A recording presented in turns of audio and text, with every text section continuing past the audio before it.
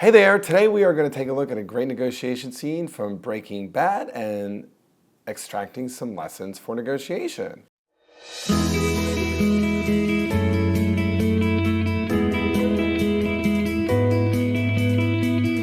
Let's go. You want to buy my car wash? I do. And I am prepared to talk numbers right now, if you'd like. Negotiation error number 1. You were thinking nothing's even happened. But here's what happened. When a negotiation starts, the place not to start is with an offer. You always want to start by actually identifying what are the full range of things we're talking about. Now here it's clearly the possible sale of a car wash. But there's a lot more there. Why would you want to buy it? Why might you want to sell it? What matters to you about the car wash? What are the different issues we would need to discuss? Going immediately into an offer, which may seem very common, is a very typical negotiation mistake because I don't know what my offer is based upon at all. And usually the purchase or sale of something is about a lot more than just the purchase or sale. You think this is an easy job? You are willing to get down on your hands and knees and scrub like a housemaid? With all the chemicals eating into your nice skin and stinging in your eyes? Well, I know a thing or two about scrubbing. Any other advice for me? Because I am serious about this. Good. So let me pause and say something good and something to change. And this is from the point of view of the buyer here. So the question, anything else you want me to know? Is actually a really good question.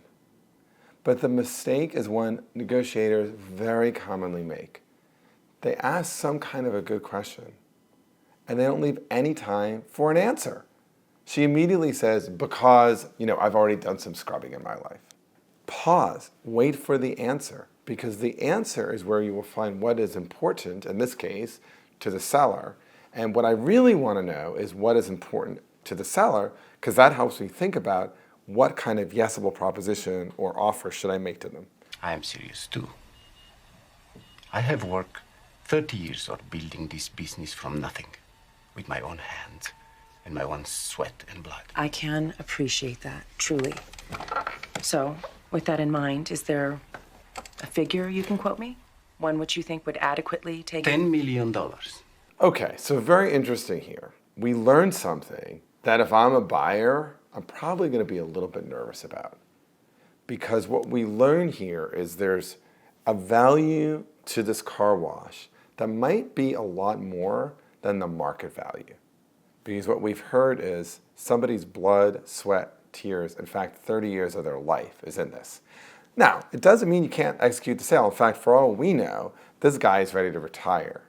So, the next question here has to be something very open, like, tell me more about the car wash, or tell me more about what it has meant to you, or tell me more about what you love about it, or tell me more about what it would be like for you to step away. What we in fact see happening here is saying, I get that it's a lot to you, and therefore, is there a number? The notion somehow that all these other values are going to get translated into a number is a mistake. Because in fact, really good negotiators can imagine all sorts of ways of honoring a career and a life building this business that is not just about a number. But let's get pressing forward.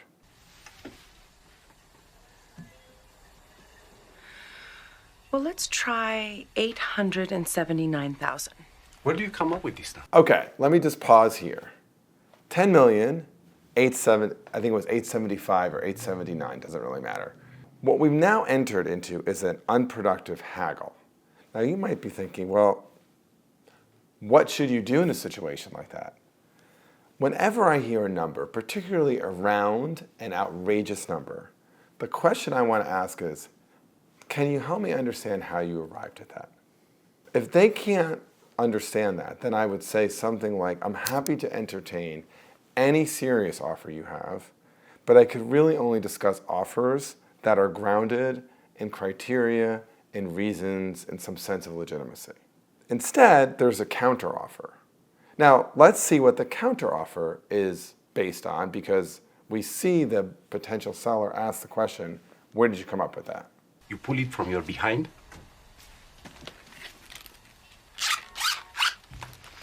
On a typical day, you average 19 cars per hour.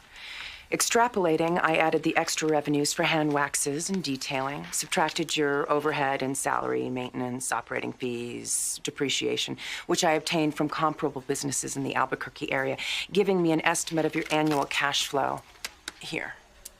To which I applied the industry standard multiplier and added the market value of your real estate, giving me a total estimated value of $829,000, on top of which I generously added an extra $50,000, so as not to be insulting. Let me just pause there. Let me again share a worked well and a differently. The worked well, right, is that there's exquisite reasoning around this particular offer. And in negotiation, you always want to have a reason for your number that you could defend with great precision.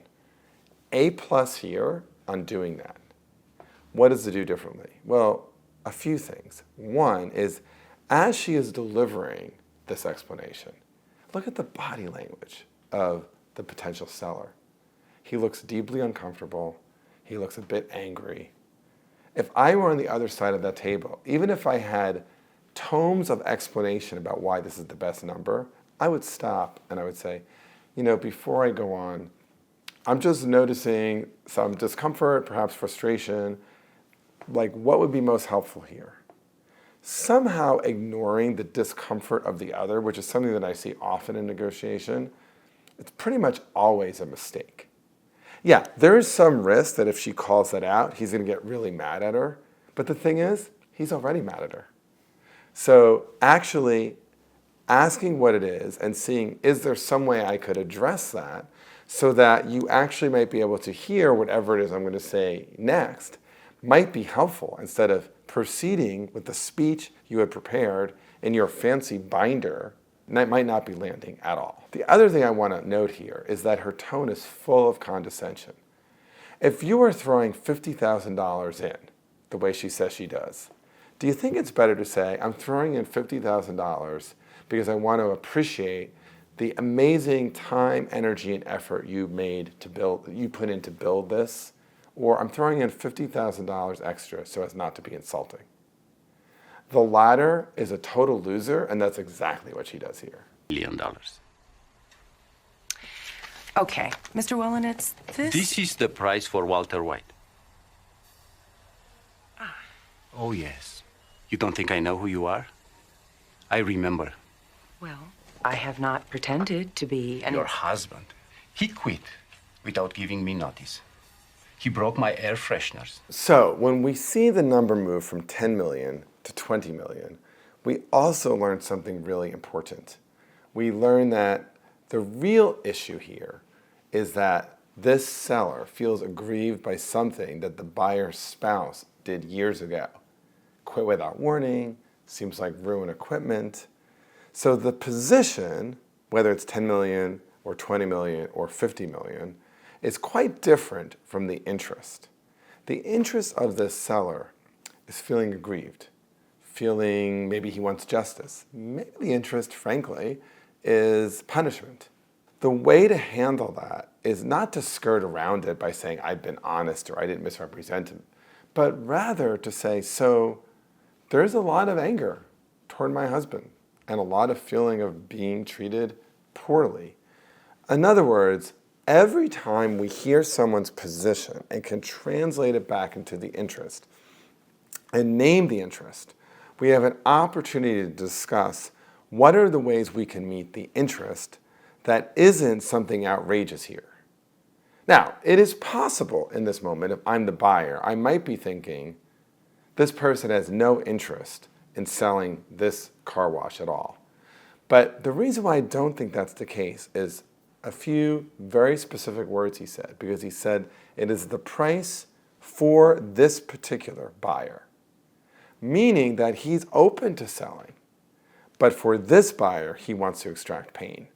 So the other thing I would say here, right, is really good negotiators are listening really carefully to see what lies underneath a particular position or a particular demand. He cursed at me and grabbed himself. And now he wants to buy my car wash. But he's not man enough to come in here and face me himself. Instead, he sends his woman. Excuse me? Walter White wants to buy my car wash. The price he pays is $20 million. Now, please leave.